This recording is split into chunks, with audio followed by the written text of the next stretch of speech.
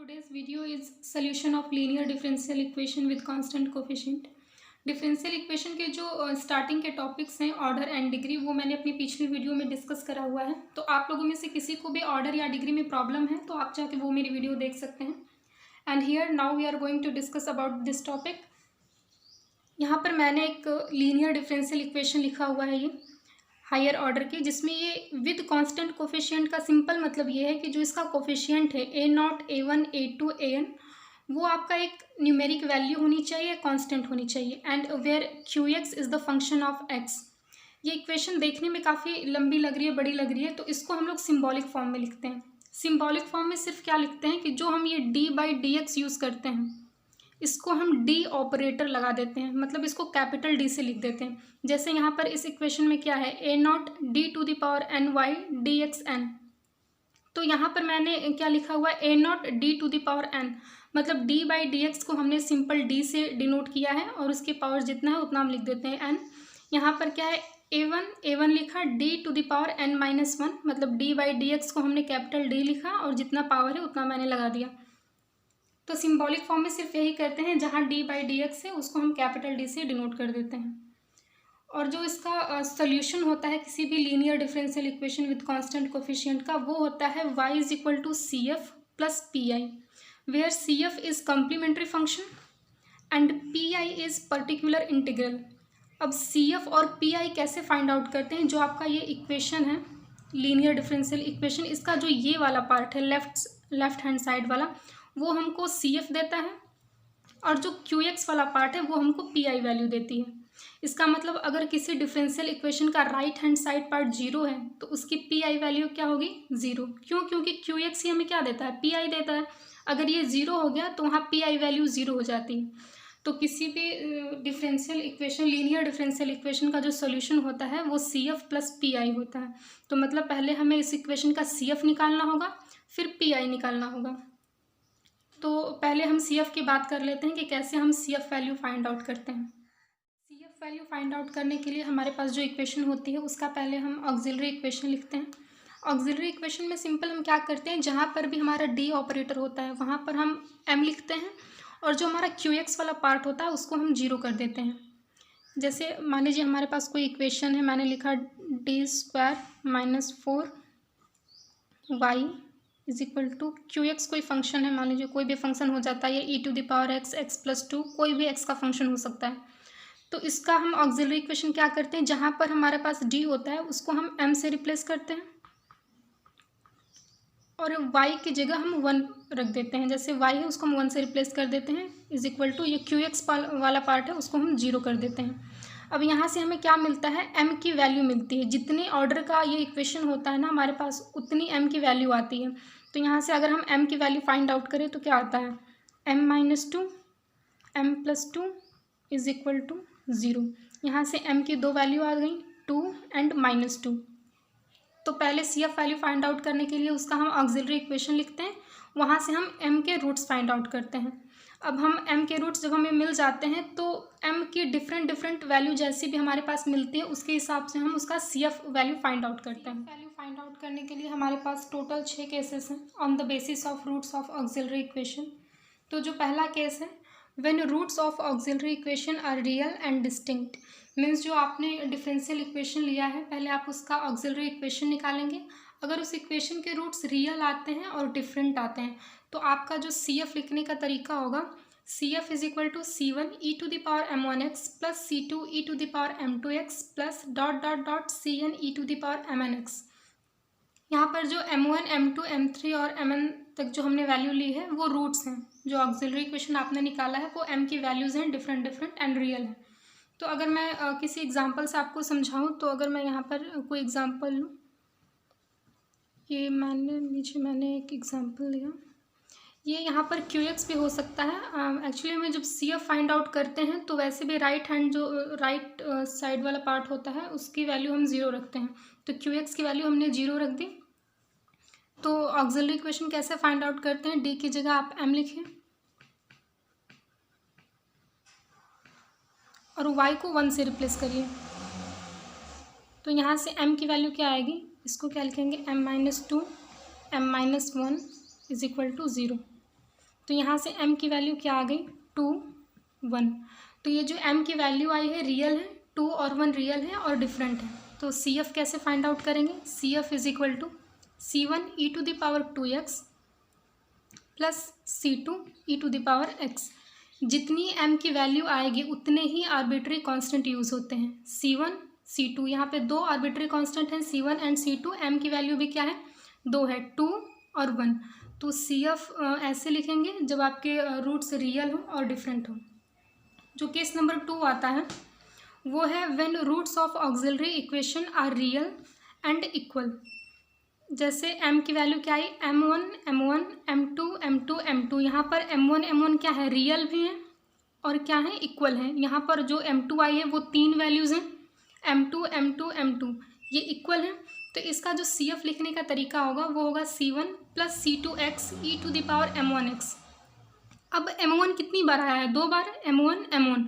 तो यहाँ पर C1 plus C2x into e⁻m1x plus, और m2 कितनी बार रिपीट हुआ है? 3 बार। तो हम इसको ऐसे लिखेंगे C3 plus C4x plus C5x² e⁻m2x। ये C3 plus C4x plus C5x²। अगर और एक यहाँ पर m2 होता, मान लीजिए 4 अगर बार m2 आया होता तो हम लिखते C6x³। ठीक है। और ये C1 C2 C3 C4 C5 5 arbitrary constant use हुए हैं। आपकी m की वैल्यू भी कितनी आई है? 5, m1 m1 m2 m2 m2। ठीक। तो आई थिंक ये आपको समझ में आ गया होगा। अगर मैं इसका कोई एग्जांपल लूँ तो अगर मैं ऐसे एक एग्जांपल के थ्रू आपको समझाती हूँ।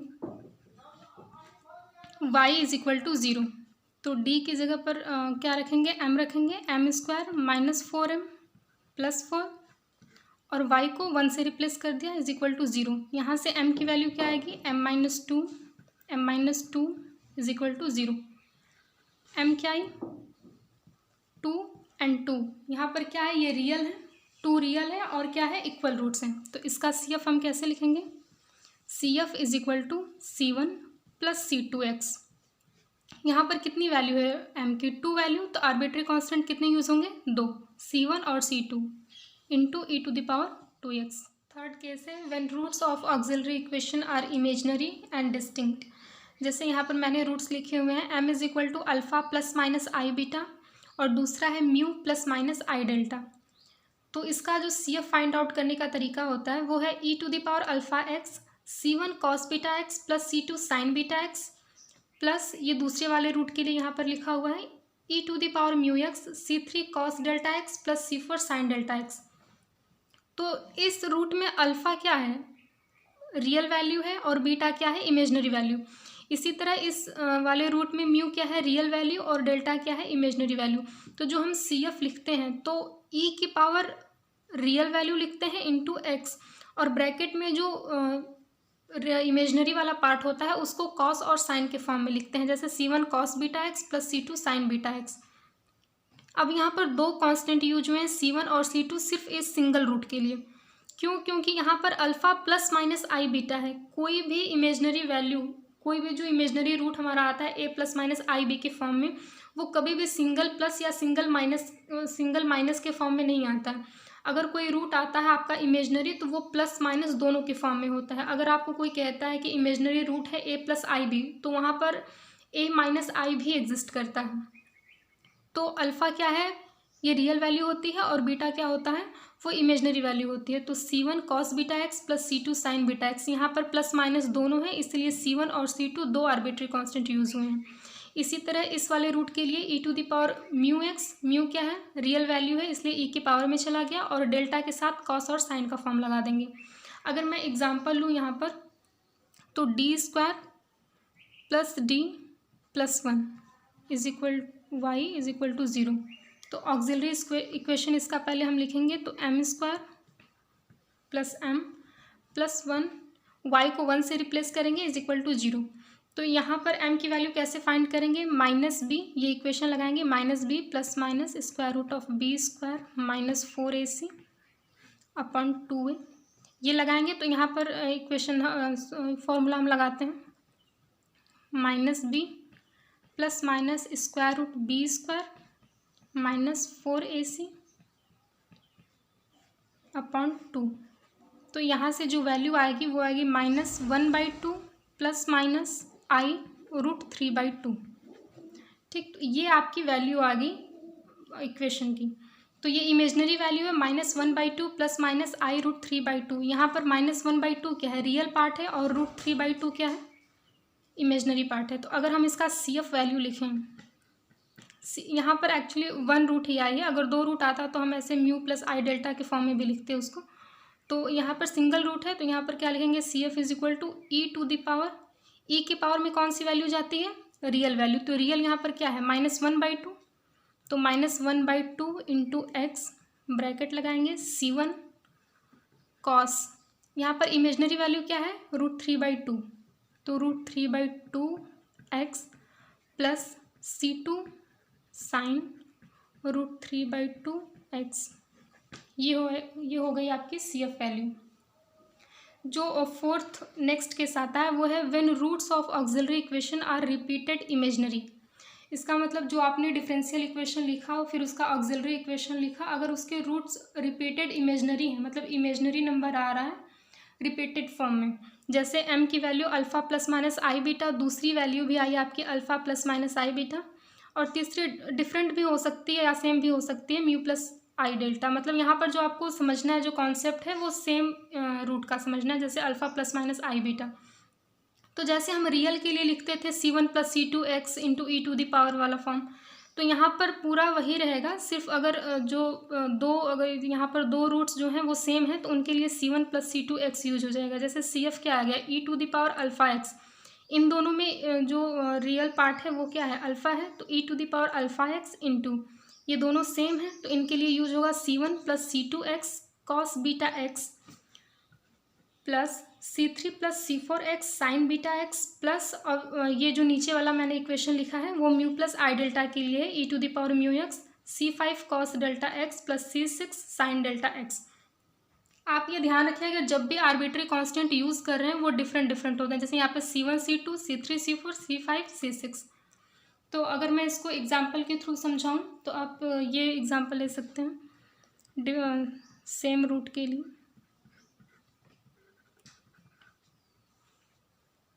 इंटू वाई, तो d को m से रिप्लेस करेंगे, m² + 1 whole cube is equal to 0।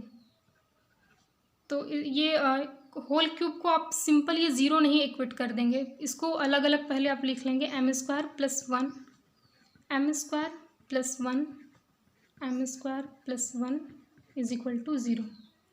यहाँ पर आपको m² + 1 इज इक्वल टू 0 नहीं कर देना है, क्योंकि ये 3 बार लिखा है, मतलब अलग अलग 3 ब्रैकेट आएंगे, वहाँ से m की वैल्यू आएगी।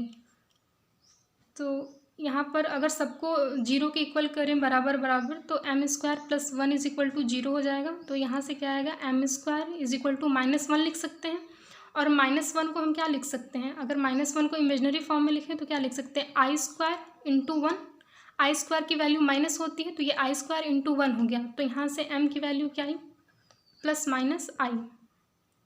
इसी तरह m² + 1 इज इक्वल टू 0 किया तो m की वैल्यू आई +-i, और यहाँ पर 3 इक्वेशन है, मतलब तीनों से आएगी +-i, तो m की वैल्यू 3 बार आ गई +-i। तो ये क्या है, रिपीट +-i, तो ये रिपीटेड फॉर्म है, इक्वल है, i ही आ रहा है लेकिन 3 बार आ रहा है। तो इसका CF हम कैसे लिखेंगे, CF is equal to e to the power, यहाँ पर रियल पार्ट क्या है, 0, क्योंकि सिर्फ इमेजनरी फॉर्म है तो इसका रियल पार्ट क्या हो जाएगा, 0।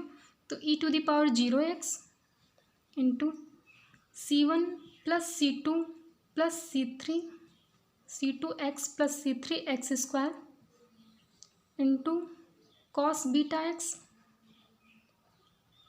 प्लस, यहाँ पर क्या लिखेंगे, C3 हो गया है तो C4 + C5x + C6x² into sine beta x। ये हो गया आपका रिपीटेड और इमेजनरी फॉर्म का। जो हमारा नेक्स्ट और 5th केस है वो है when the roots of auxiliary equation are irrational. यहाँ पर इरेशनल का मतलब है जो p ± √Q के फॉर्म है। एक वैल्यू विदाउट स्क्वायर रूट होनी चाहिए और एक स्क्वायर रूट में होनी चाहिए। तो जैसे हमने m की वैल्यू यहाँ पर ली हुई है alpha plus minus square root of beta के फॉर्म में, या फिर gamma plus minus square root of delta के फॉर्म में। अल्फ़ा क्या है, विदाउट स्क्वायर रूट है, और बीटा क्या है, स्क्वायर रूट के अंदर है। तो इसे हम इरेशनल फॉर्म कहते हैं। इसका जो CF लिखने का तरीका होता है वो है e⁴ C1 cos hyperbolic square root of beta x plus C2 sine hyperbolic square root of beta x. और ये gamma plus minus square root of delta के लिए भी आप इसी तरह लिख सकते हैं जैसे मैंने नीचे लिखा हुआ है।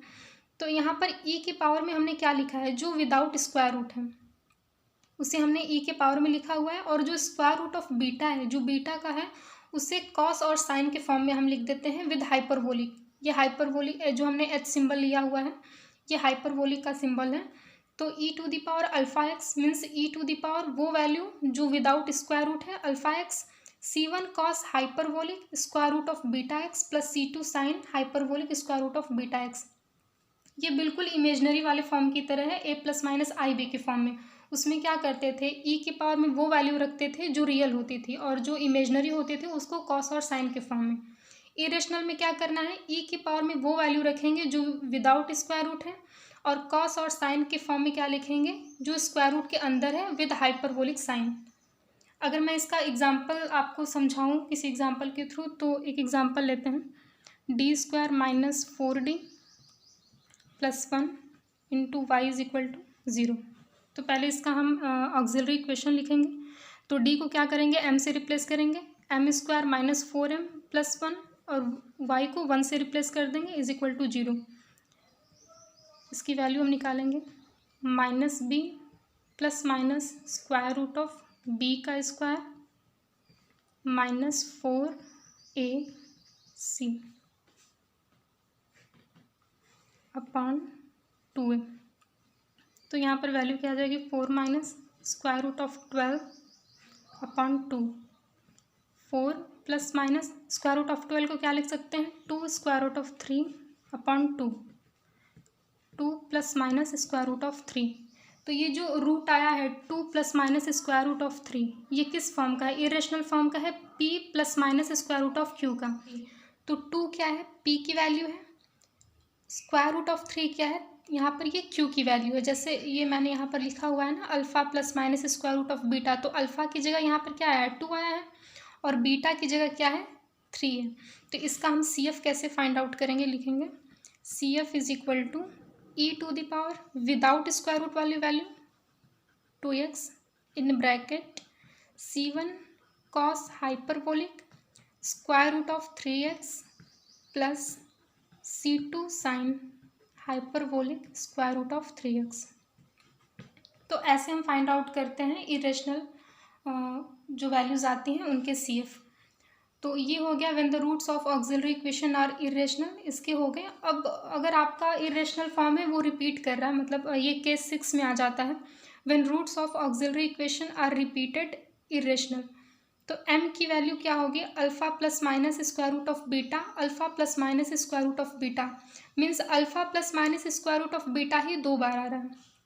तो जैसे हम इमेजनरी के लिए करते थे C1 + C2x इंटू कॉस वाले फॉर्म, फिर C3 + C4 x into sine वाले फॉर्म, तो वैसे ही इरेशनल में भी करेंगे। e⁴ मतलब जो आपका विदाउट स्क्वायर रूट वाली वैल्यू है e की पावर में चली जाएगी, और ये 2 बार रूट आए हैं तो C1 + C2x, और ये साइन के साथ C3 + C4x। अगर मान लीजिए एक और, अगर मैंने यहाँ पर लिख दिया कि alpha plus minus square root of beta, मतलब ये वैल्यू 3 बार रिपीट हो रही है, तो यहाँ पर C1 + C2x तो रहेगा, C1 + C2x, और यहाँ पर एक और ऐड हो जाएगा C3x²। मतलब जितनी वैल्यू आती जाएगी उतनी यहाँ पर C3x², अगर एक और आ गई तो C + C4x³ हो जाएगा। तो जैसे हम इमेजनरी में करते थे वैसे ही इरेशनल फॉर्म में भी करते हैं। अगर ये वैल्यू रिपीट हो रही है तो C1 + C2x + C3x² + C4x³ इस फॉर्म में लिखेंगे। तो ये टोटल हमारे हो गए पूरे 6 के CF फाइंड आउट करने का। तो इस वीडियो में हमने CF के बारे में बात की है। PI क्या होता है वो हम नेक्स्ट वीडियो में डिस्कस करेंगे, और CF आपको आई थिंक आप समझ में आ गया होगा। तो अगर आपको ये वीडियो अच्छी लगी हो then please like and share. Thank you.